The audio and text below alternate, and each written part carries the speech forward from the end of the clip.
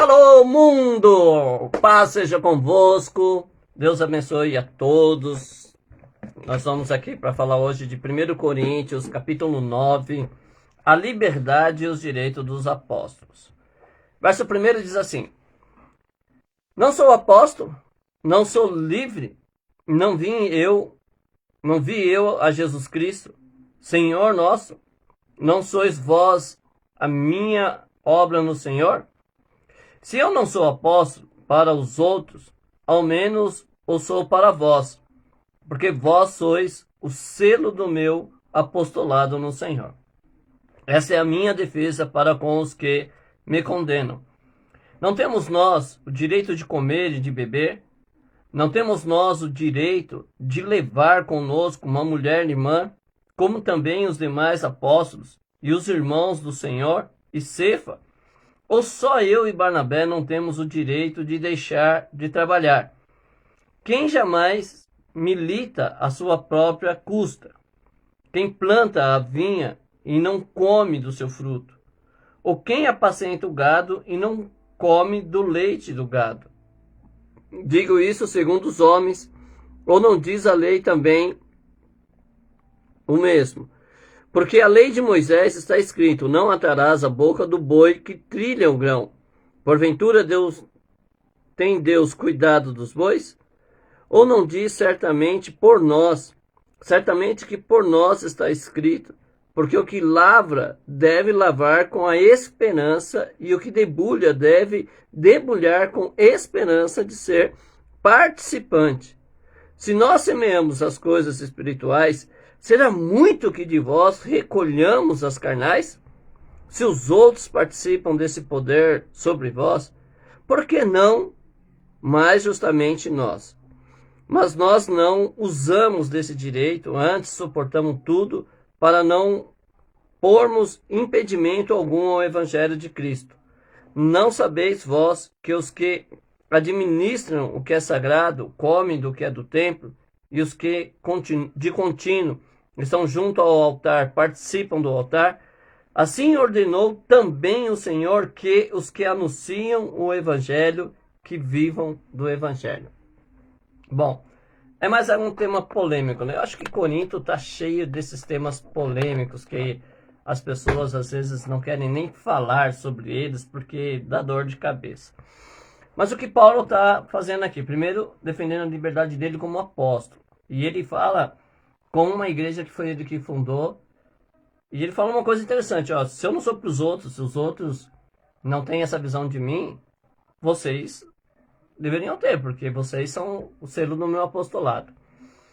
É o que eu sempre falo. Eu vejo muitas pessoas que às vezes criticam, né, as suas igrejas, às vezes criticam aí não só a igreja, né, mas às vezes criticam o pastor ou a liderança. Eu sempre falo isso: a gente tem que tomar muito cuidado, porque essa liderança ela foi posta para que você pudesse ser guiado por eles, não é? E Paulo está dizendo justamente isso: ó, qualquer pessoa pode não reconhecer, mas vocês são frutos, né, do meu trabalho. Vocês deveriam reconhecer. Eu espero um dia, né, antes de partir dessa, que eu possa encontrar alguém que diga a mesma coisa, não é verdade? Assim, olha, a gente é fruto do seu trabalho. Você foi meu pastor, eu aprendi com você, e vendo você trabalhar, hoje eu sou um imitador de Cristo, porque nós vimos isso em você, né? Seria muito gratificante se a gente pudesse ver isso. Mas aí Paulo vai falar dessa liberdade, e ele vai falar acerca de ter pessoas junto com ele, né? Uma irmã em Cristo. Eu não sei exatamente o porquê que essa irmã estava com ele, mas era um direito de Paulo, né? Depois você vai ver que ele já vai engajar acerca de uma coisa que é o que eu quero falar com vocês nessa noite, que é a questão do salário do obreiro, não é? Nós, hoje, nós temos muitos problemas na igreja, muitos problemas. E entre esses problemas, a gente vai se deparar com a questão do ministério feminino, não é? Muitas pessoas aí, assim como o homossexualismo ou homossexualidade, né, eu já aprendi que não pode dizer homossexualismo porque esse ismo significa doença e, bom, É uma coisa mais ou menos assim. Mas muitos problemas que a gente tem deriva dessa situação aqui, não é? Algumas igrejas, elas não têm estrutura para existirem, não é? E não cabe a mim aqui dizer, olha, deve fechar. Isso não é uma coisa que proceda de mim. Cada um tem que ser responsável pela sua própria obra, não é? Cada um vai dar conta de si, não é? Mas vamos entender aqui o que Paulo está falando, que ele está falando, ó, eu e Barnabé não temos o direito de deixar de trabalhar, né? Quem jamais milita à própria custa, quem planta a vinha e não come do fruto, quem apacenta o gado e não come do leite do gado. Em outra passagem ele vai falar, né, que não deve prender a boca do boi. Enfim, o que acontece muito nos dias de hoje? Por motivos variados, existem muitas igrejas que não dão um salário aos seus pastores, aos seus líderes, não é? A consequência é que ele precisa sobreviver, não é? E ele vai procurar, então, um trabalho secular. É pecado ter trabalho secular? Não, não é pecado ter trabalho secular. Alguém disse assim, eu conheço pastores, né, uma vez num debate entre obreiros, alguém disse assim, eu conheço pastores que trabalham e que fazem a obra de Deus. Tudo bem, beleza. Mas se nós formos analisar o contexto de obra de Deus e o trabalho pastoral, principalmente o trabalho pastoral, nós vamos ver que se um pastor trabalha fora, ele limita o tempo do ministério. Não é? Por exemplo, se nas escalas do Brasil, ou ele trabalha 12 por 36, ou ele trabalha 8 horas, né? 6 horas por dia, 8 horas por dia, 12 horas por dia. Bom, enfim, ele vai trabalhar. Esse período ele poderia se dedicar a estudar a Bíblia, ele poderia fazer visita aos membros da sua igreja, ele poderia organizar o seu ministério. Mas o que acontece? Ele usa esse tempo para tirar o seu próprio sustento. Um problema que surge quando o pastor ele sai do chamado ministerial dele para buscar o sustento fora, ele tem que deixar alguém no lugar, né? Alguém tem que ficar no lugar dele. Consequentemente, esse alguém geralmente é a sua esposa, não é? Aí os pessoal falam, mas não existe pastorado feminino, e luta daqui, luta de lá. Bom, não vim aqui resolver essa questão hoje. Mas a gente sabe que vai dar isso. Por quê? Porque na ausência do pastor, e se nem o pastor pode ficar na obra, seus obreiros, homens, também não vão poder, né? Se nem o presidente, se nem a liderança, ela tem um salário dessa obra, eu duvido muito que ela vá pagar para algum outro obreiro, não é? E aí então ele sai para trabalhar, a mulher, você tem um problema, você procura o pastor, não acha, você procura quem? A mulher do pastor. É quase que automático isso, não é verdade? Então, na ausência dos homens, as mulheres acabaram sendo sobrecarregadas com essas funções, né? Então, o gerador do problema do ministério feminino é isso. Porque não adianta, por exemplo, o pastor, ele vai abrir a igreja lá, né? Virtude e poder de Cristo. A igreja lá na Conchinchina. Virtude e poder de Cristo, sede na Conchinchina. Então ele está lá na igreja. Só que ele não pode ficar na igreja para resolver os problemas da igreja, porque ele tem que trabalhar. A esposa dele vai ficar. E ela que vai ter a responsabilidade de fazer o trabalho dele, porque ele saiu do ministério, né? Não que ele se afastou, não. Ele vai lá, celebra a ceia, celebra o culto. Só que ele não está na igreja para resolver os problemas cotidianos da igreja. Ele tem os afazeres profissionais dele. O que acontece? Essa mulher, ela vai assumir a responsabilidade do marido. E é justo que ela, assumindo a responsabilidade do marido, não receba o galardão da profissão? Não. Daí, então, uma questão de justiça, elas se denominaram pastora porque elas faziam o papel de pastores, não é? E ainda existem muitas que fazem. Como eu disse, eu não estou aqui para entrar nessa questão ainda. Um dia, se Deus preparar, a gente fala sobre isso. Mas a questão é isso, essa questão do salário que o obreiro devia ter. Dízimos e oferta. Os dízimos e oferta, diferente do que muita gente pensa, não eram para ter assistência social na igreja. Não era. Assistência social é uma outra parte.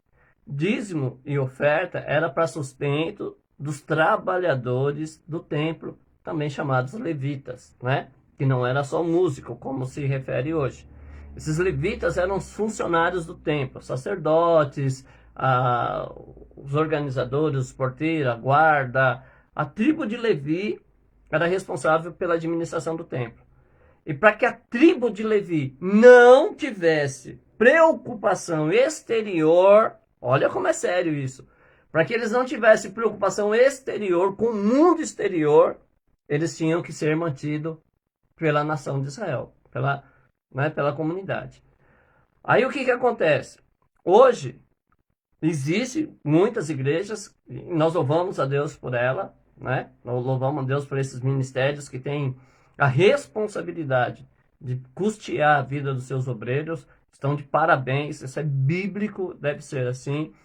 A gente sabe que tem muitas igrejas que não têm essa condição financeira, né? Não tem condição financeira. E se eu pudesse dar um conselho a esses pastores, eu diria, não abra uma igreja, não abra uma nova congregação sem antes ter essa estrutura, não é? Não abra porque não é legal. Você vai crescer numericamente, mas vai estar tropeçando em um ponto muito importante da obra de Deus. E Paulo ele vai dizendo isso e diz assim, olha, na lei de Moisés não está escrito? E olha que legal, aí ele vai lá, né, ó, certamente diz por nós, não é porque Deus está preocupado com o boi. Agora, não é justo se a gente leva para vocês o alimento espiritual, se a gente derrama para vocês as condições de servir a Deus, e vocês têm condições de nos ajudar financeiramente ou das coisas carnais, não é certo isso. Em um outro texto vai estar lá, eu ouço muito poucos pastores falando sobre isso, que se você for ensinado por alguém, você deve partilhar os seus bens com a pessoa que te ensinou, não é? Então fica muito complicado. Agora, existe um outro lado da história, não é? Por que o outro lado da história? Primeiro, que algumas igrejas não têm condição financeira. E então, a gente deve pensar no seguinte, se Deus me deu o ministério, será que esse Deus realmente quer que eu fique na frente de um trabalho sem ter condição de ser íntegro nesse trabalho, né? E essa integridade que eu estou falando não é da fidelidade eclesiástica, não é se é uma integridade de ele é falso ou não, não. A integridade de ser inteiro, total. Um pastor que tem que trabalhar fora, ele não pode se entregar totalmente à obra. Ele não vai ser íntegro na sua obra, não é? Ele vai estar sempre dividido. Então é isso. O Marcos disse que tem uma dúvida, coloca aí que se der tempo eu respondo para você, meu querido. Diácono Marcos lá de Cabreúva, não é? Então, a gente precisa pensar sobre isso. E a igreja deve ser ensinada a isso, né? Se você é um dirigente de igreja, se você é um pastor, presidente de algum ministério, ensine sua igreja isso. Ensine que eles devem contribuir para que esses obreiros possam estar sempre no serviço de Deus, né? Porque um pastor, hoje mesmo, na escola bíblica lá, nós aprendemos isso. O pastor ele precisa estudar, ele precisa ser apto para ensinar, tem um monte de condições, e que se ele vai trabalhar fora, ele perde disso, não é? Quem tem mais possibilidade de adquirir conhecimento? Uma pessoa que pode sentar 1, 2 horas refletindo sobre a palavra de Deus e depois orar 1 hora, ou aquele que passa o olho na Bíblia, às vezes caindo de sono, às vezes no ônibus ali correndo. Quem vai ter mais condição? É claro que o pastor que pode sentar lá, que pode estudar, né? E se ele fizer isso, não dá para ele trabalhar secularmente. Agora, que tipo de pastor você quer? Deixa eu fazer essa pergunta para você que não é o obreiro, né? Você que é só membro, ou você que não é crente e que está pensando em ir para uma igreja, procurar uma igreja, e que às vezes você critica o dízimo, que às vezes você critica a oferta. Que tipo de pastor que você quer? Um pastor que seja hábil para te ensinar, um pastor que na sua dificuldade esteja pronto a lhe atender, um pastor que possa te dar o suporte espiritual que você precisa, quando você precisa, ou um pastor que fim de semana, se a agenda dele tiver espaço, ele conversa com você. Um pastor que no fim de semana, se não tiver outra atividade, ele vem então e te atende nas suas necessidades. Que tipo de pastor você quer ter?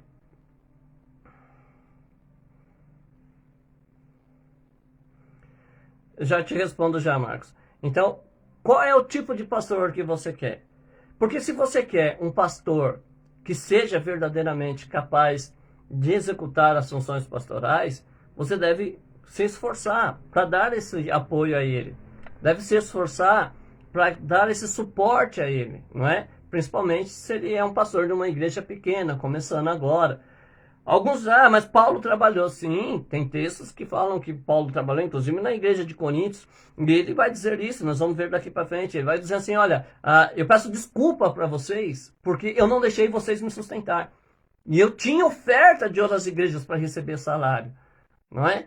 E ele coloca isso como sendo um ato que ele errou com os coríntios, né, com a igreja de Corinto, por quê? Porque ele não deixou que ela assalariasse ele. Ele reconhece que foi um erro e é uma vergonha para eles, né? De um pastor que eles não podem manter. Existem algumas igrejas que para que se abra uma congregação, eles têm que ter condição suficiente, não só de pagar o salário do pastor, né? Eles têm que arcar com o salário do pastor, mas eles também têm que dar o suporte da moradia, da casa pastoral, né? E ajudar lá na despensa lá. Então veja como é legal isso, né? Que não são todas as igrejas que estão fugindo desse parâmetro aqui.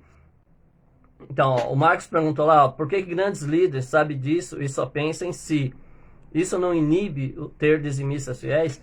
Sim, na verdade, Marcos, o que a gente está fazendo aqui, ou tentando fazer, é justamente lendo as escrituras, para que pelas escrituras as pessoas percebam que algumas coisas nós estamos deixando de observar, e coisas importantes, né? E que algumas atitudes, e a carta aos Coríntios, a gente lê a carta aos Coríntios, era uma carta que foi lida para a igreja, mas ela é direcionada ao líder, né? Então, é claro que Paulo também quer incentivar os líderes a ter a atitude correta.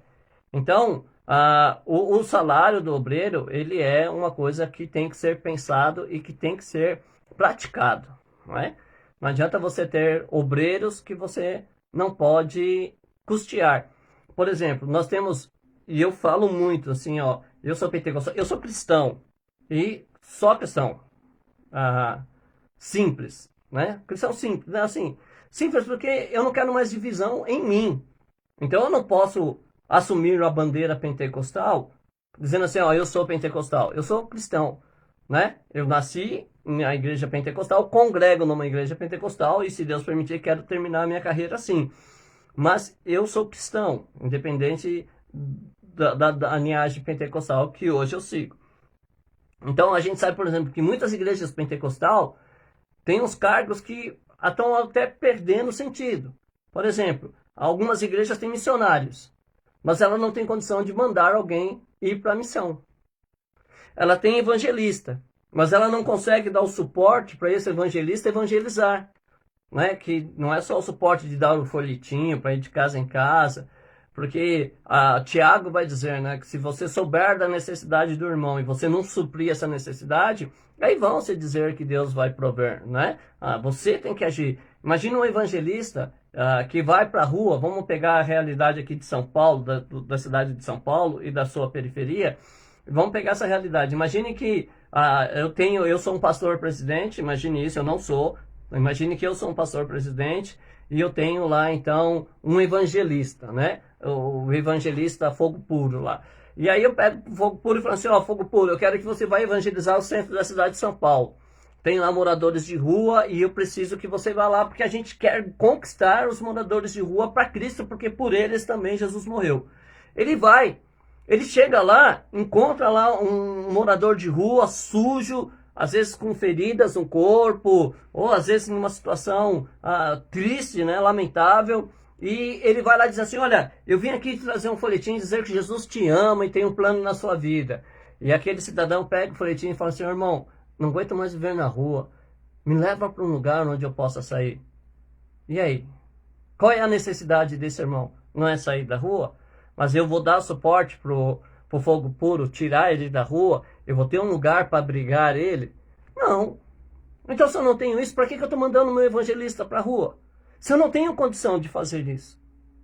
Qual é a razão de eu sair para pregar que Jesus é bom, que Jesus é o dono do ouro e da prata, e chegar no necessitado e ele dizer isso para mim? Olha, Alexandre, eu preciso sair da rua. Como muitas vezes aconteceu comigo. E eu tenho que passar a vergonha de calar a minha boca e ir embora. Porque depois de uma palavra como essa, não tem mais o que você fazer. Você vai pregar o quê? Que Deus é bom? Ah, Deus é bom, mas eu preciso sair daqui e você vem aqui me anunciar esse Deus bom que não vai me ajudar? Ele é bom para você, não é para mim? É um Deus injusto esse, né? Ah, não, Deus é o dono do ouro e da prata. Tá, então me leva para um abrigo para eu sair daqui. Não, não tem. Ai, que adianta eu saber que ele é dono do ouro e da prata? Então, essas igrejas, muitas vezes, têm cargos que não podem ser exercidos pela falta justamente dessa visão, de que é a igreja, é o ministério que precisa custear isso. A gente sabe, tem igreja que para ser obreiro você paga. Você não recebe, você paga. Né? É errado quem paga, é errado quem cobra. Simples assim. Está na Bíblia. Não estou aqui indo contra ministério nenhum. Mas eu não posso ocultar a verdade. Nós estamos lendo aqui. O obreiro, ele tem que ter o seu salário. Não é? O que vive, verso 14. Assim ordenou também o Senhor. Tinha lá na lei de Moisés, Velho Testamento. Assim ordenou também o Senhor. Aos que anunciam o Evangelho, que vivam do Evangelho. Aos que anunciam o Evangelho, tenham uma grande empresa, seja empresário. Aos que anunciam o Evangelho, tenham um cargo de presidência na empresa. Não, vivam do Evangelho.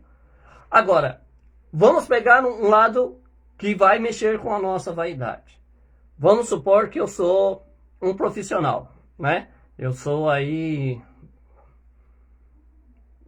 sei lá, eu tenho uma empresa da construção, eu tenho uma construtora, né, que faz reformas no âmbito civil. Então o que tem?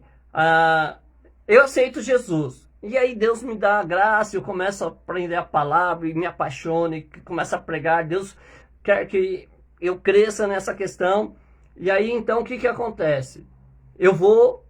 Surge lá no meu ministério a oportunidade de eu ir lá para Gabriúva, né? Vou lá para Gabriúva para abrir uma igreja. Eu sou um evangelista, um pastor evangelista, e nós vamos abrir uma igreja lá, e eu fiquei responsável de ir para lá, certo? Eu tenho essa empresa. Nessa empresa, o meu lucro mensal, né? A minha parte que eu fiz de salário para mim é 10 mil reais por mês. Só que eu vou começar uma igreja lá, e nessa igreja lá, não vai dar 3 mil. Não é? Será que eu teria coragem de deixar o meu emprego aqui, essa minha empresa aqui, para ir ganhar menos que a metade do que eu ganho? Muita gente não tem coragem. Vou baixar meu nível de vida. Não é? Deus não é bom, Deus não quer que eu prospere. Vou baixar. Não, eu vou por um momento passar por uma situação e eu creio que Deus rapidamente enche a igreja e aí eu vou conseguir mais do que 10 mil por mês. Ah, é muito pastor ganhar 10 mil por mês? Eu acho que os pastores que me ouvem sabem que trabalho pastoral existe bastante. Mas é uma suposição que eu coloquei alta assim mesmo, só para mexer com as pessoas. Mas a verdade é essa, o pastor tem que ter um salário que seja digno, né? Um salário que seja pelo menos equivalente ao trabalho que ele exerce. Porque vocês já viram que pastor às vezes não tem horário? Ele trabalha uma sobrecarga, né? As horas extras do pastor ninguém paga, não é verdade? Mas quando você tem um problema aí, 11h30 da noite, meia-noite, com quem que você pensa em ligar? Não é pro seu pastor? Quando acontece alguma coisa, você está no meio da prova lá, meia-noite, sem conseguir dormir, a cabeça fritando, o cérebro, quem que você vai procurar? Não é seu pastor? O pastor, ele tem uma sobrecarga muito grande. Então ele tem que ter um salário. E é digno isso, né? Se a gente for pensar no benefício que é ter um bom pastor, eu tive bons pastores na minha caminhada. Eu louvo a Deus, tenho um bom pastor, né? Nos dias de hoje. Então, se eles são assim, e os benefícios que me trazem são grandes, por que não ajudar eles, né? Por que não financiar eles? Eu já fiquei sabendo de coisas maravilhosas. Por exemplo, na zona norte de São Paulo, um pastor que caiu na graça da sua igreja, né? Ele não era o presidente, era um ministério grande até, né? Mas ele era o dirigente local lá e começou a fazer um bom trabalho. Cresceu a igreja que não dava nem para ter um culto só de domingo, eles estavam fazendo 2 cultos de domingo. E aí os irmãos disseram assim: ó, pastor, nós nos reunimos, não foi o ministério não, a igreja, a comunidade, fizeram uma reunião entre eles e disseram o seguinte: ó, nós decidimos pagar um salário para o senhor e nós vamos pagar uma faculdade para o senhor estudar de teologia, nós queremos investir no ministério do senhor. E aí se reuniram, começaram a pagar o salário e foram lá e tiraram o pastor da direção do trabalho, porque disse que ele estava fazendo coisas erradas. Ele está fazendo um bom trabalho e as pessoas quiseram retribuir aquilo, que é o que Paulo diz: ó, nós estamos semeando na vida de vocês as coisas espirituais, não podemos colher a carnais. É um reconhecimento, gente, é um valor. Se você vai no médico, o médico, você tem o seu plano de saúde, você vai no médico, o médico é bom, você quer ajudar ele, quer abençoar ele. Se você tem uma situação de alguém que faz um benefício para você, você quer presentear aquela pessoa. E o pastor não merece isso, o líder da igreja não merece isso. Então a gente tem que pensar muito sobre isso, não é? Sobre viver do evangelho. Agora, é claro que existe espertalhões, é claro que tem um monte de gente que fala: vou viver da obra e não faz obra nenhuma. É claro que existe isso. É claro, até porque o diabo também quer que vocês tenham no coração a dureza de fazer isso. Então essas coisas vão existir. Agora, é o que eu sempre digo: nós estamos estudando a Bíblia para que a luz da palavra nos guie, para que nós possamos, à luz da palavra, ter condição de analisar, né? E não é nos rebelar contra a igreja que a gente congrega. Desde o primeiro dia que eu voltei com as lives falando de 1 Coríntios, eu tenho frisado isso: eu não quero que ninguém se rebele. Rebelião é uma coisa inadmissível, né? Eu sou totalmente, radicalmente contra a rebelião. Eu não apoio nenhum tipo de rebelião. Se vai haver uma rebelião, para mim já está errado. Só que assim, se você procura os seus líderes e mostra na Bíblia, né, os argumentos que você tem para que uma coisa seja corrigida, e ele deliberadamente diz que não vai corrigir, se ele não quer se encaixar nos padrões bíblicos, ore a Deus, peça a Deus que guie e arrume em outro lugar para você congregar. Não é? Não vai ficar sendo alimentado por um alimento que não é sólido e um alimento que não é puro, né? Um alimento contaminado de heresia, de apostasia, de sei lá quantas coisas pode haver numa alimentação em alguma igreja. Então você tem que viver um evangelho puro, um evangelho que seja bíblico, não é? Seja bíblico. Eu não estou aqui dizendo que todas as igrejas que não praticam isso não são de Deus. Volto a dizer, Paulo saúda os coríntios dizendo: eu saúdo a igreja de Deus. Precisa corrigir isso, não é? Precisa corrigir. Você que é pastor, você que é presidente da igreja, examine esse texto, examine outros textos, não é verdade? Para que você possa estabelecer o seu próprio salário, não é? Você deve se dedicar integralmente à obra de Deus. O chamado pastoral é um chamado de integridade. Você tem que ser íntegro na obra de Deus. Você tem que se entregar por completo na obra de Deus. Pastorado não dá para ser feito meia boca. Não dá. Não dá para você dividir o pastoreamento de uma igreja e o trabalho secular. Desculpa, existe bons pastores que trabalham secularmente. Isso é óbvio. Eu conheço um monte deles. Mas vai ficar devendo no seu ministério. Com certeza vai. Né? Aquilo que Deus falou para Josué, ficou muita coisa para conquistar. E por que fica muita coisa para conquistar? Porque você está perdendo tempo de investir na obra de Deus trabalhando secularmente. Então, se você é presidente, é líder de uma igreja, né, converse com seus obreiros, né, converse com seu grupo de obreiros, estabeleça um salário. Aqui no Brasil nós não temos salários, né, os pastores não têm salário, isso é prebenta. Né? Então, pegue isso, né, estabeleça aí ordenado, ore muito a Deus para ver primeiro se você tem realmente esse chamado pastoral, e se você tiver, Converse com os membros da sua igreja e fala, irmãos, a gente entendeu, na Bíblia está assim, eu preciso que os irmãos ajudem a gente separar um dinheiro para que eu possa ter no meu sustento, para que eu possa me entregar integralmente à obra. Você vai ver que a sua igreja vai crescer, você vai ver que a sua igreja vai ser a mais abençoada, porque você vai ter mais tempo de cuidar da igreja, você vai ter mais tempo de educar a igreja, mais tempo de investir na igreja, mais tempo para orar por sua igreja, para estudar a Bíblia Sagrada. Enfim, você vai ganhar muito, a sua igreja vai ganhar muito. Você vai ter tempo para solucionar os problemas que estão acontecendo, seja administrativos, sejam espirituais. Vai ser uma coisa muito boa para você. Você que não é membro, você que não é pastor, que não é líder, que está na obra do Senhor, converse também com o seu pastor, né? Converse, falou, pastor, ó, o louco lá estava falando sobre essas coisas, vamos examinar, vamos pegar outros textos aqui, vamos ver se isso é verdade, vamos ver se a gente consegue aplicar isso, né? Para que o Senhor possa ter liberdade, para que a gente possa ter condição de investir mais, por exemplo, nos missionários, nos evangelistas. Missionário tem que trabalhar fora, irmãos. Como que o missionário pode trabalhar fora se ele tem que atender a missão? Não é só se a gente não tiver juízo. Como é que eu posso pegar uma pessoa que tem um trabalho fixo, com a responsabilidade de bater cartão e ungir ele a missionário? Ele vai fazer que missão? Ah, mas ele vai ser pregador lá, então não precisa ser separado para missionário. Deixa que ele vai lá na liberdade dele e prega no serviço.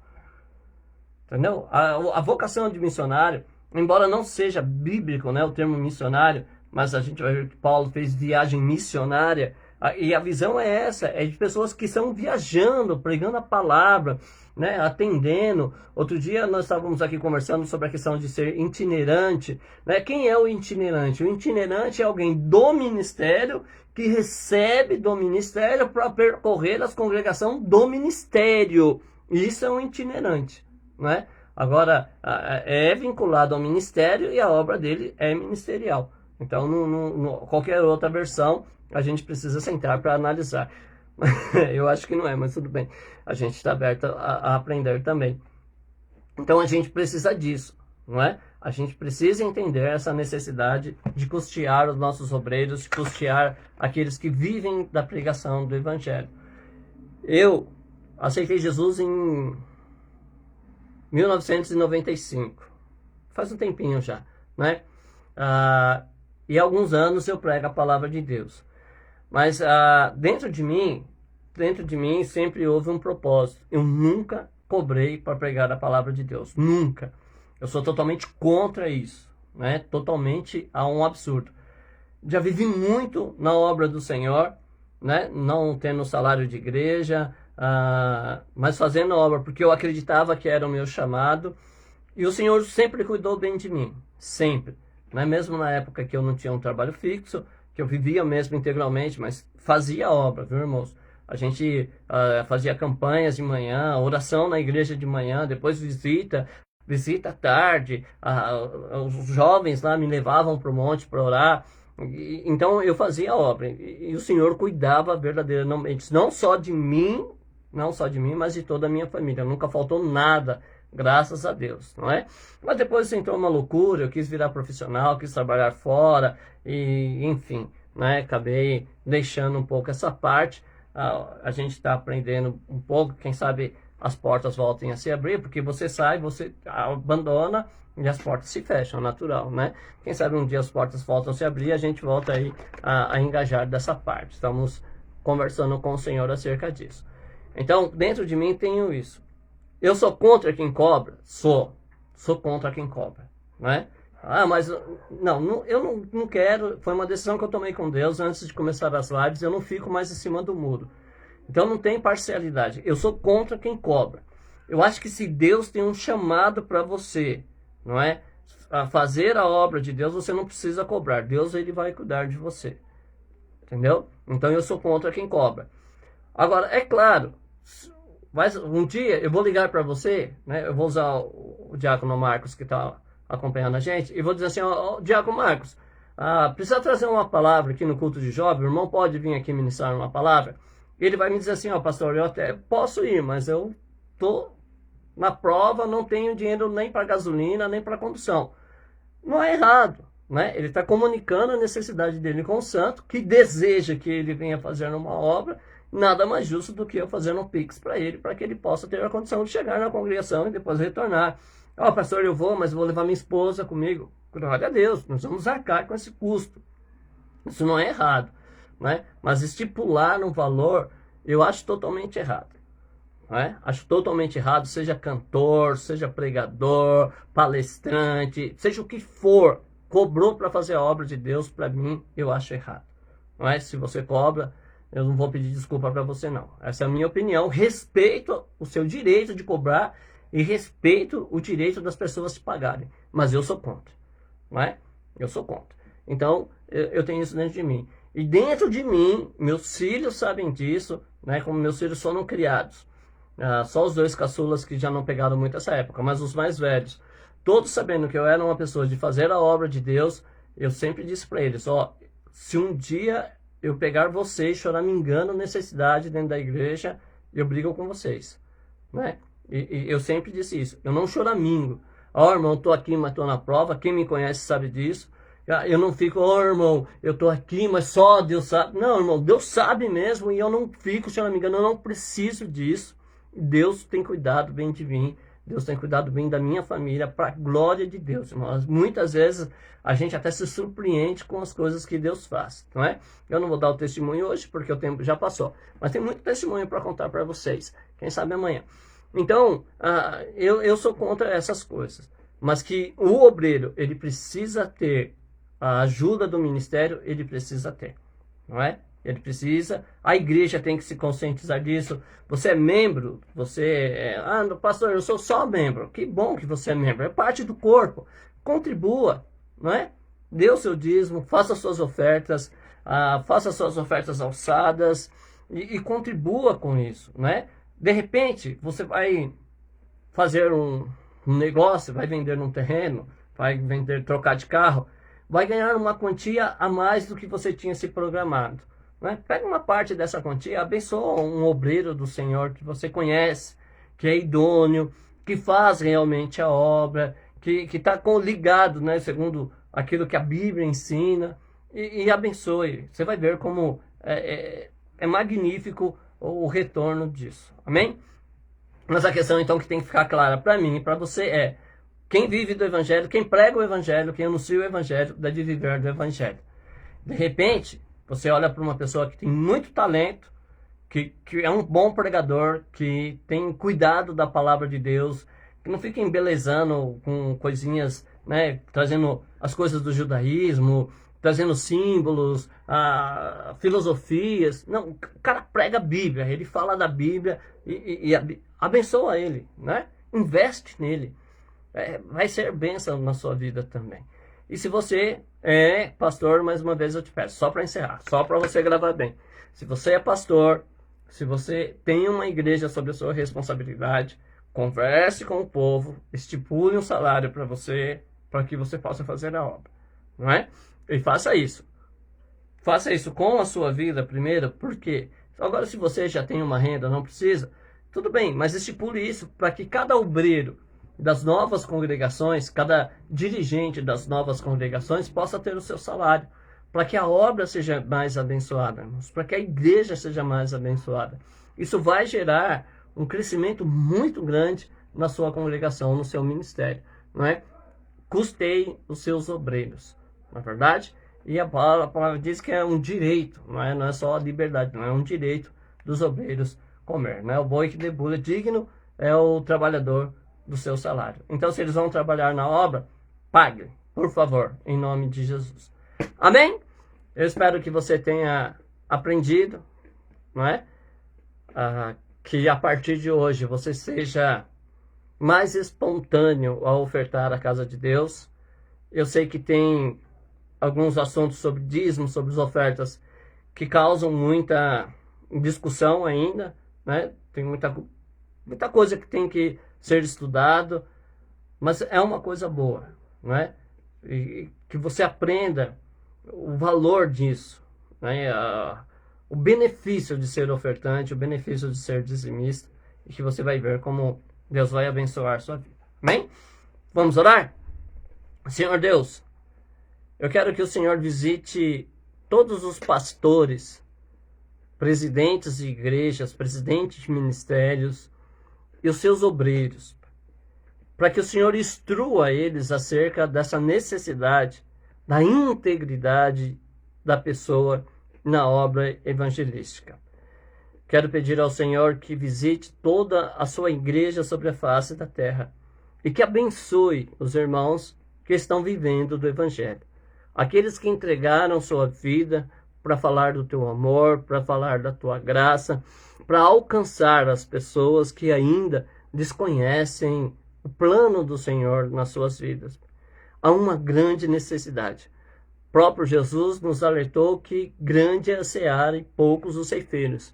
Ainda hoje temos poucos trabalhadores, Pai, poucos ceifeiros. E muitas vezes nós não valorizamos esses obreiros que estão na casa do Senhor. E que isso possa mudar a partir do dia de hoje. É o que eu te peço, em nome do Senhor Jesus.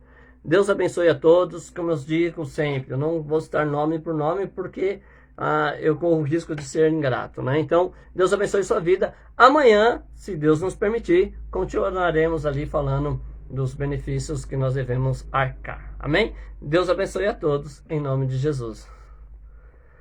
O Marcos está dizendo assim, ó, se Deus permitir, serei um dizimista fiel. Glória a Deus. Então já é um dizimista fiel, porque Deus permite.